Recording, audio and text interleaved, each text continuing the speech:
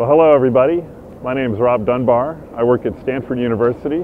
I'm a professor in the School of Earth Sciences. And welcome to Stanford's Open Office Hours. I thought I'd bring you today to my office in the field.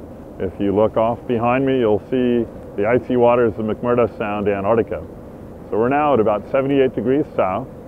We're standing on an icebreaker here. We're just getting ready to set sail in the next 3 or 4 hours. I'm part of a team of 22 scientists. We come from 5 or 6 different institutions, and it's a group of people that understand the physics of the ocean, the chemistry of the biology, and we're all working together to try to understand what happens in Antarctica when the ice comes back. And the whole point of this project is to see what happens to all the food that was produced in the summer by phytoplankton, by the little plants that live in the upper water column. What happens to all that food once the sun starts to set, it gets cold, and the ice comes back? So let me make a general statement in response to the questions that came in. There really is a strong scientific consensus about the reality of global warming. We believe for sure, it's absolutely certain that the planet has warmed up over the last 50 to 100 years. We're very, very sure that it's mainly due to man's activities. We don't know exactly how much, whether it's 90% or 70%, but mainly due to man's activities is a pretty good statement. This consensus comes from many thousands of scientists that have been working together and also working independent of each other for many decades now. And one of you asked about where you could go to find good information about climate change. One place is the IPCC report. You can find that by searching on the web. IPCC is Intergovernmental Panel on Climate Change, and they publish a very long document about every 4 or 5 years that collates the findings of thousands of research papers.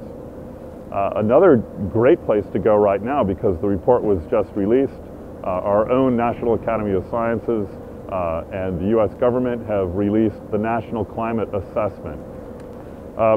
One of the questions had to do with whether climate change is like a light switch, that you flip a switch and there's a very rapid change.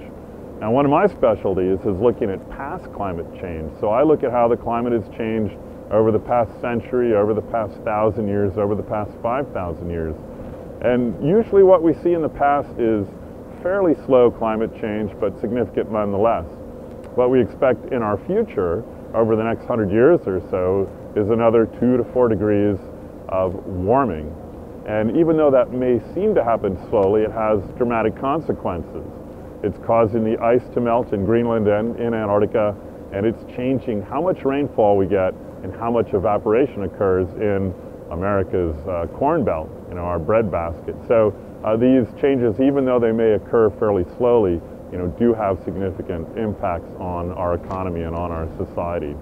Tony wrote asking about a comparison of our work here with work done in the Arctic.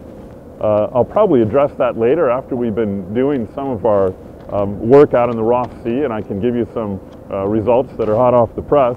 But in general, we're seeing larger amounts of warming in the Arctic than we are seeing in Antarctica. We haven't seen the dramatic loss of sea ice here in the Antarctica like we have in the Arctic. So that's one of the really big differences. Both poles are warming up, but the Arctic seems to be warming up faster. So that's it for Open Office Hours on this cold Sunday in Antarctica. We'll get this off to you and report in again next week. Thank you very much.